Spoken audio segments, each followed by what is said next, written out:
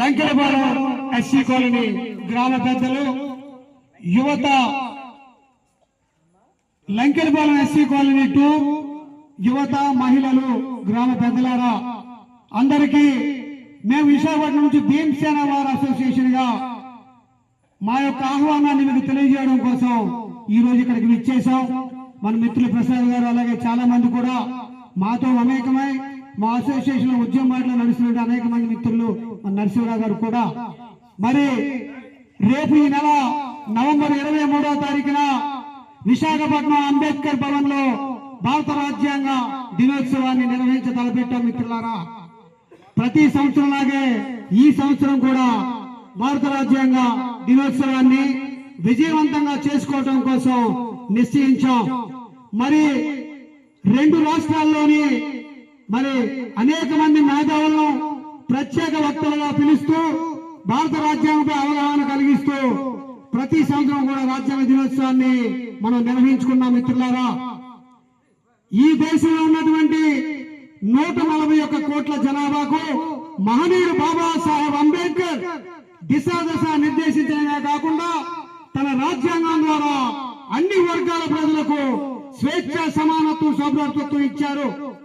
మరి ఢిల్లీ నుంచి గల్లీ దాకా ప్రతి పార్లమెంట్ మెంబర్ నుంచి పంచాయతీ కమిటీ మెంబర్ వరకు భారత రాజ్యాంగాన్ని అనుసరించే పరిపాలన జరుగుతుంది. ఆయన ఫలాలనే ఈ దేశంలో అన్ని వర్గాల ప్రజలు, మిత్రులారా, అన్ని వర్గాల ప్రజలు అనుభవిస్తున్నారు. కానీ భారత రాజ్యాంగ దినోత్సవం అనేసరికి కేవలం మన బహుజనులు మాత్రమే మన బుధ స్కంధాలపై వేసుకొని భారత రాజ్యాంగ దినోత్సవాన్ని జరుపుకుంటున్నాం. ఇది ముమ్మాటికి అన్యాయం. భారత రాజ్యాంగం అంటే భారత రాజ్యాంగం అనుసరించే ప్రతి పౌరుడు కూడా భారత రాజ్యాంగ దినోత్సవానికి సంఘీభావం తెలియజేయాల్సిన అవసరం ఉంది. కేవలం మన భారత రాజ్యాంగ నిర్మాత ఒక దళితుడు, ఒక బహుజనుడి ఆలోచనతోనే ఈ దేశంలో ప్రభుత్వాలు, పరిపాలకులు వివక్షతను చూపిస్తున్నారు.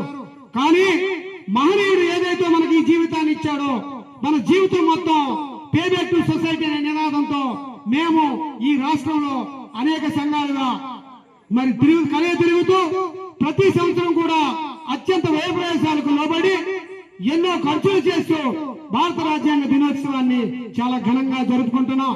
అందులో భాగంగా ఈ రోజు మరి లంకెలపాలెం ఎస్సీ కాలనీ 2కు మీ అందరినీ కూడా ఆహ్వానం పలుకుతున్నాం. మిత్రులారా, ప్రపంచ మేధావిగా కొనియాడుతున్న బాబాసాహెబ్ అంబేద్కర్ ఈ దేశంలో మాత్రం 77 సంవత్సరాల భారత రాజ్యాంగ నిర్మాణంలో ఇంకా కూడా ఆయన వివక్షతను చూపిస్తూనే ఉన్నారు. ఈ ప్రభుత్వాలు, ప్రజలు, ప్రజాప్రతినిధులు వీటన్నిటికీ మనం సమాధానం చెప్పే విధంగా ప్రతి సంవత్సరం కూడా భారత రాజ్యాంగం ఈ దేశంలో ఉండాలని, భారత రాజ్యాంగం ద్వారా పరిపాలన విధానం జరగాలని, ఆ మహనీయుల కళ్ళకన్నా రాజ్యాధికారాన్ని సాధించాలనే ఆలోచనతోనే మనం ఈ రాజ్యాంగ దినోత్సవాన్ని ప్రతి సంవత్సరం జరుపుకుంటున్నాం. మిత్రులారా, మరి మీకు ప్రత్యేకమైన ఆహ్వానాన్ని తెలియజేస్తూ మరి లంకెలపాలెం ఎస్సీ కాలనీ 2లో ఉన్నటువంటి మన ప్రెసిడెంట్ గారు ఈ సందర్భంలో 2 సూచనలు, సలహాలు ఈ కార్యక్రమానికి అందిస్తారు.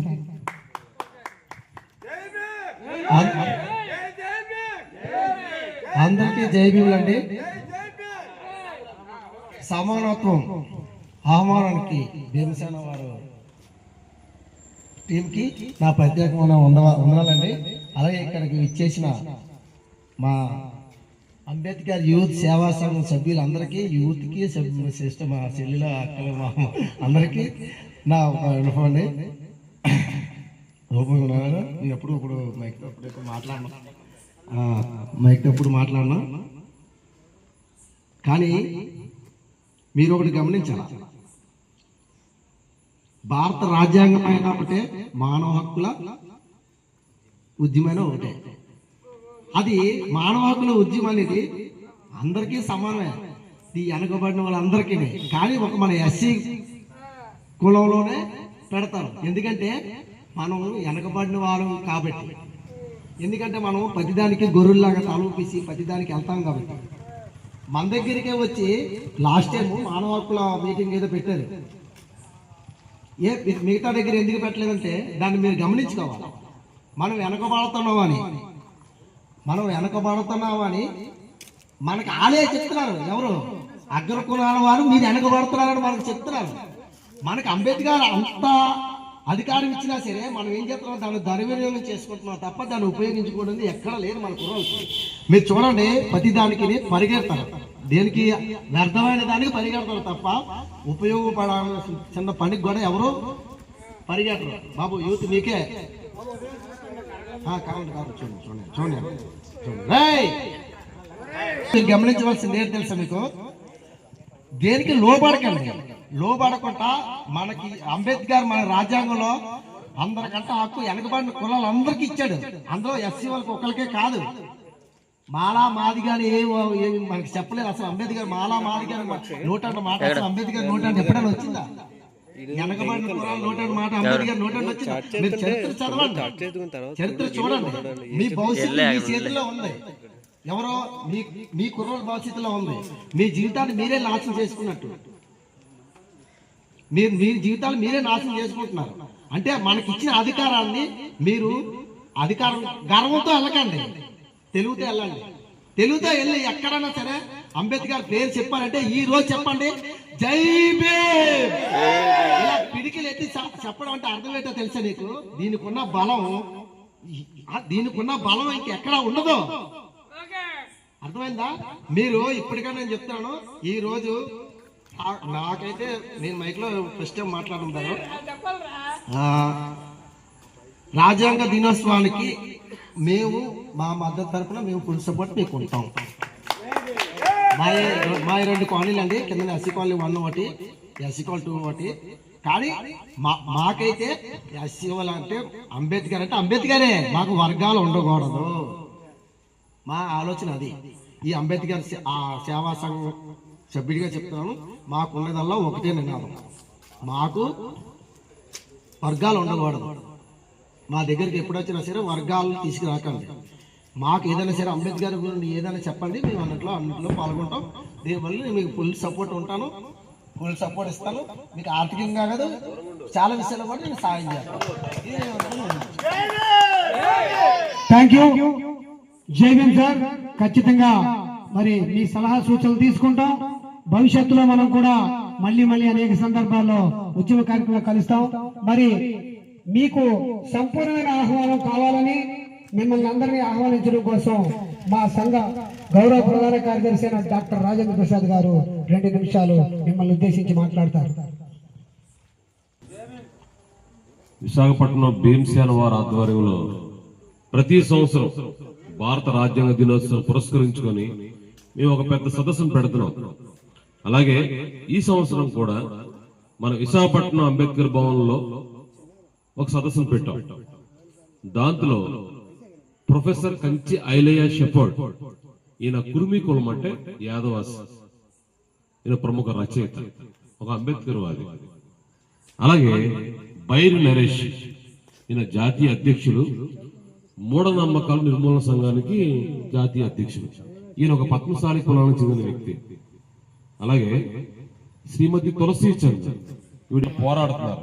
అలాగే ఉదయ భాస్కర్ గారు, దళిత గీత రచయిత, ఆయన బహుజన్ కళా మండలి వ్యవస్థాపకులు.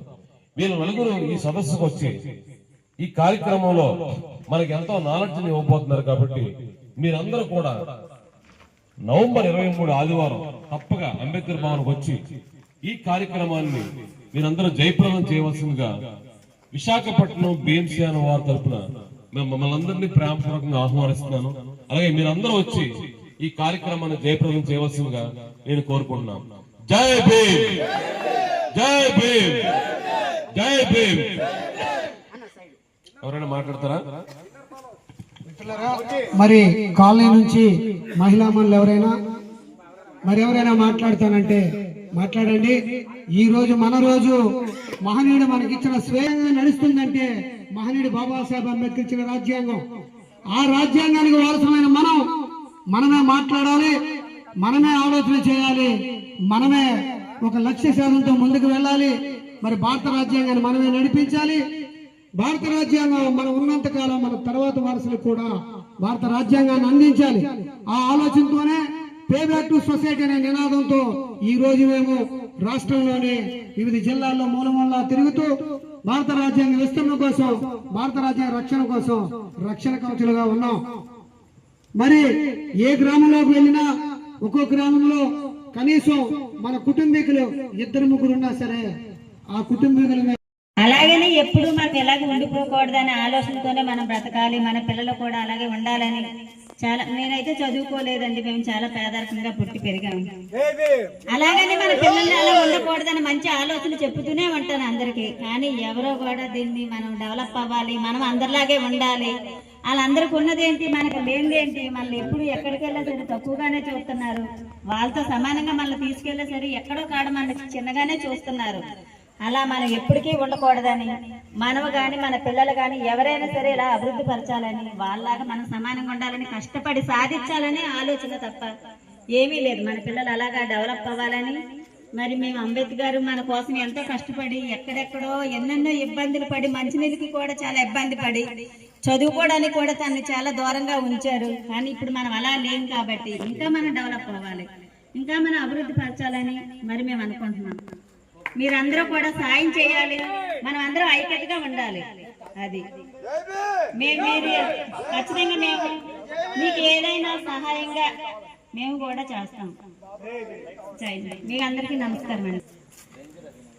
అక్కలకి, చెల్లెళ్ళకి, తమ్ముళ్ళకి అందరికీ మా భీమసేన వారి తరపు నుంచి జై భీములు. ఈ రోజు యాక్చువల్గా నేను మాట్లాడటానికి కారణం ఒకటే,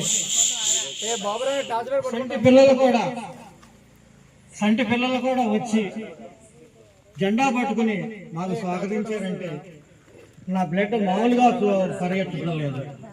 అరే నాన్న మీకు కూడా జై భీమ్ స్పెషల్గా. అయితే ఈ కార్యక్రమానికి సంటి పిల్లలు వచ్చినందుకు నాకు చాలా సంతోషంగా ఉంది. అలాగే అక్క చెల్లెళ్ళు వచ్చారు, నాకు చాలా సంతోషంగా ఉంది. ఈ కార్యక్రమానికి భీమసేన వారు మిమ్మల్ని ఆహ్వానిస్తుంది, తప్పకుండా రెండమ్మా. అలాగే పెద్ద పెద్ద నరేష్ గారు, ఐలయ్య గారు, తులసి చంద్ గారు, ఇలా మంచి మంచి వాళ్ళు వస్తున్నారు. మంచి మంచి ఉపన్యాసాలు ఉంటాయి. మన భారత రాజ్యాంగం అంటే ఏంటో మనకి పూర్తిగా అవగాహన ఎవరికి లేదు, నాకు కూడా. అయితే అంబేద్కర్ ఒకటే చెప్పాడు, రాజ్యాధికారం. రాజ్యాధికారం అంటే రాజ్యాంగం.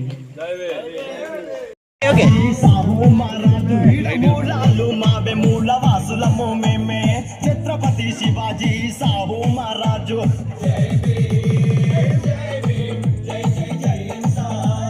గౌతమ బుద్ధ, పెరియరు, పూలే, నారాయణ గురు, అంబేద్కరు ఆశయాల సాధకులము మేమే.